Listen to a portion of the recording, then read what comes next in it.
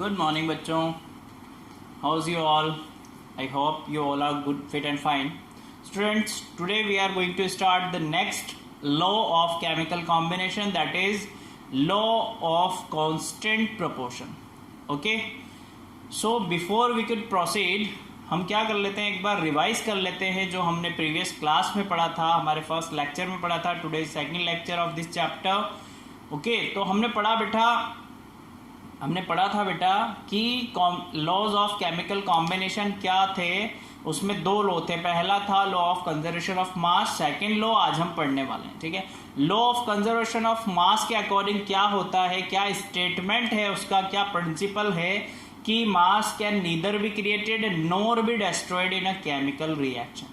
ठीक है, यानी हमेशा जब भी कभी केमिकल रिएक्शन हो रही होगी तो total mass of the reactant must be equal to the total mass of the product. Example के तौर पे आपको मैं एक प्यारा सा एग्जाम्पल बता देता हूं. ऐसे ही रफली एग्जाम्पल बता रहा हूं, कोई फिक्स्ड रेशो नहीं ले रहा हूं मैं, ना ध्यान से देखना एक बार.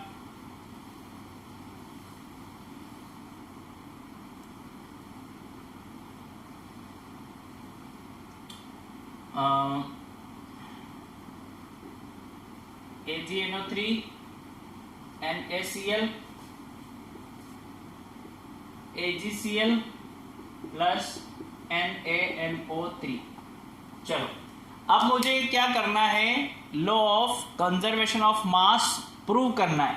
मुझे क्वेश्चन में दिया जाएगा बेटा, देखो क्या दिया जाएगा कि 12 ग्राम AgNO3 18 ग्राम NaCl से कंबाइन होता है. कंबाइन ही हो रहा है. और क्या बनता है 15 ग्राम सोडियम नाइट्रेट बनता है. तो बताओ AgCl का मास क्या होगा. ये अपन से क्वेश्चन पूछे जाते हैं. तो अगर हम लगाते हैं law of conservation of mass, law of conservation of mass अगर हम यहां पर अप्लाई करेंगे तो बेटा मुझे अप्लाई करते एक चीज समझ में आ जाएगी, क्या कि टोटल मास ऑफ रिएक्टेंट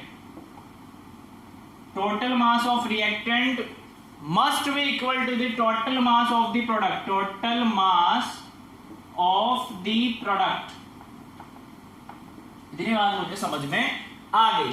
अब मेरे को इधर का टोटल करना है, तो ये हो गया मेरे पास 12 एंड 18 और ये हो गया मेरे पास x प्लस 15. ठीक है, ये हो गया 30 और ये हो जाएगा x plus 15.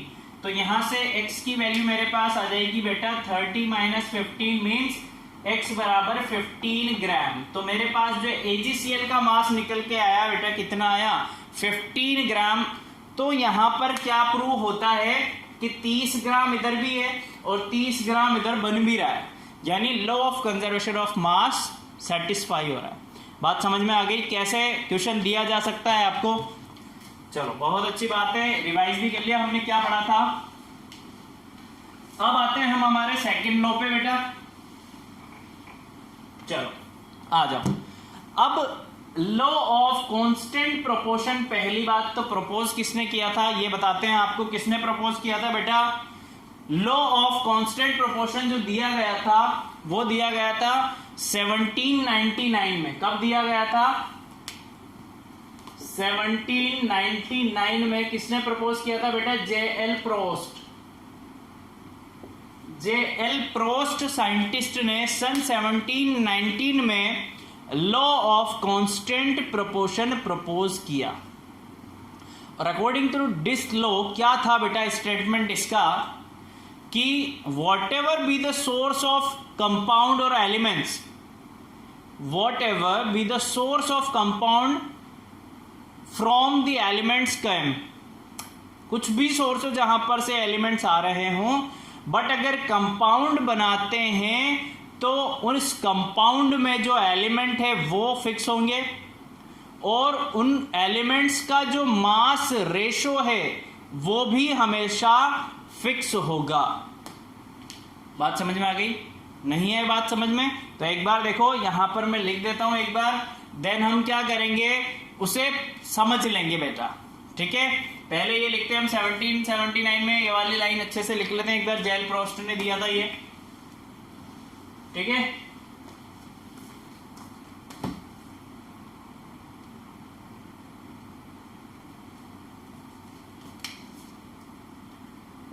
This law was put forward, ये R है ना, this law was put forward by J.L. Prost in 1799 and this law states that, क्या स्टेट्स कहता है बेटा, वो देखो जरा एक बार,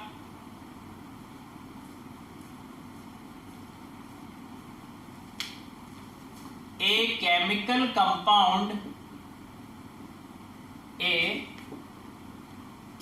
compound is always made up with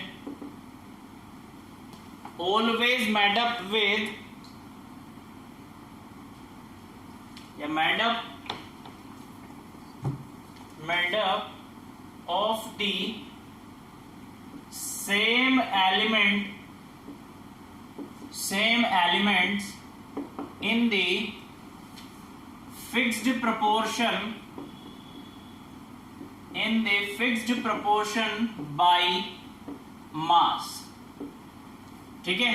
एक और नेम है इस लॉ का, वो क्या है बेटा, this law is also known as law of definite proportion, law of definite proportion, ठीक है। तो आपसे पूछा जाए कि लॉ ऑफ डेफिनेट प्रोपोर्शन बताओ तो भी कंफ्यूज मत होना, यही लॉ होगा, यही स्टेटमेंट होगा।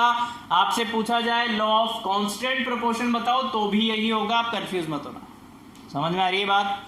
चलो एग्जांपल से क्लियर कर लेते हैं भाई। एग्जांपल की बात करें हम बेटा तो वाटर से स्टार्ट करते हैं। वाटर का फॉर्मूला होता है H2O। एलिमेंट्स होते हैं वाटर में, elements hydrogen and oxygen combines in the ratio 1/8 by mass। देखो ये कैसे लिखा है हमने, मेरे पास है हाइड्रोजन एंड ऑक्सीजन और बनाना क्या है, वाटर। वाटर बनता कैसे है बेटा, ऐसे 2H2 plus O2 2H2, ऐसे ही बनाया था मैंने, ऐसे ही बनाया था ना, याद कर लो याद कर लिया। चलो ये था आपका 4 और इधर है 32 और ये इधर अगर आप रेशो देखोगे तो ये भी हो रहा है आपका 4 और 32, है ना। तो जो रेशो निकलता है हाइड्रोजन ऑक्सीजन का वो निकलेगा बेटा 1:8। कितना निकल रहा है, 1:8। अब इधर आ जाओ, हमने क्या लिखा है कि वाटर एलिमेंट्स कौन कौन से होते हैं, hydrogen and oxygen combines in the ratio, in the fixed ratio लिख लो, in the fixed ratio 1/8 by mass. अब देखो बेटा, चाहे वाटर आपके पास बॉइल्ड वाटर हो, चाहे वाटर आपके पास टैप वाटर हो, चाहे मिनरल वाटर हो, इंडिया में पानी पी रहे हो, अमेरिका में पी रहे हो, दुबई में हो, बलूचिस्तान में हो, what ever be the country, जहां पर भी आप हो, वाटर का अगर आप कंपोजिशन देखोगे तो उसमें हाइड्रोजन एंड ऑक्सीजन एलिमेंट्स मिलेंगे आपको, वो फिक्स्ड। दूसरा, वो कंबाइन किस रेशो में होंगे, ऑलवेज 1:8 में कंबाइन होंगे, जो किसका रेशो है, उनके मास का रेशो है। बात समझ में आ रही है आपको? अगर आ जाओ एक और एग्जांपल देख लेते हैं अपन, एक और एग्जांपल देख लो। अमोनिया, अमोनिया क्या होता है बेटा, NH3। एलिमेंट्स क्या क्या होते हैं, nitrogen and hydrogen combines in a fixed ratio. कितना रेशो होता है इनका, 14:3 बाई मास। कैसे कंबाइन होंगे अभी देखो आपको बताता हूं। ये है NH3, हाइड्रोजन कितने हैं, 3 हाइड्रोजन है, ठीक है, 3 हाइड्रोजन। नाइट्रोजन का एटॉमिक मास 14, हाइड्रोजन का होता है बेटा 1, तो 3 से मल्टीप्लाई कर देंगे तो ये हो जाएगा 14:3 एटॉमिक मास है। बात समझ में आ गई।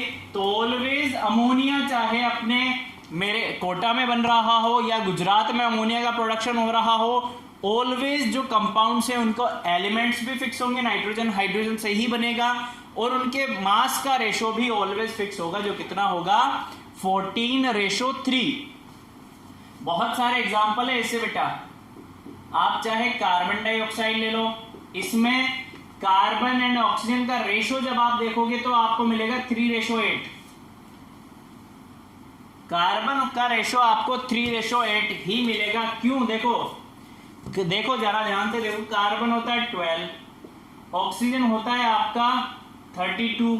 क्यों लिखा हमने, क्योंकि 2 ऑक्सीजन है, तो आप चाहो तो ऐसे लिख सकते हो 2O, ऐसे लिख सकते हो। 4 की टेबल से सिंप्लीफाई करेंगे अपन तो ये बन जाएगा बेटा 3, ये सिंप्लीफाई कर रहे हैं, ये हो जाएगा 3 और ये हो जाएगा 8। यानी मेरे पास जो रेशो निकल के आएगा कार्बन और ऑक्सीजन का, मेरे पास जो रेशो निकल के आएगा बेटा वो कितना होगा, मेरे पास 3:8, जो कि फिक्स है। चाहे कार्बन डाइऑक्साइड जंगल में निकल रही हो साउथ अफ्रीका के, या इंडिया में हो या अमेरिका में हो, ऑलवेज रेशो फिक्स है। बात समझ में आ गई आपको दोनों। आई होप दोनों लॉ आपको बहुत अच्छे से समझ में आ गए होंगे, और इसी लॉ पे बेस आपसे क्वेश्चन भी पूछे जाते हैं। ठीक है बेटा, चलो इतना समझ में आ गया। तो अब नेक्स्ट क्लास में हम डिस्कस करेंगे डाल्टन्स एटॉमिक थ्योरी की।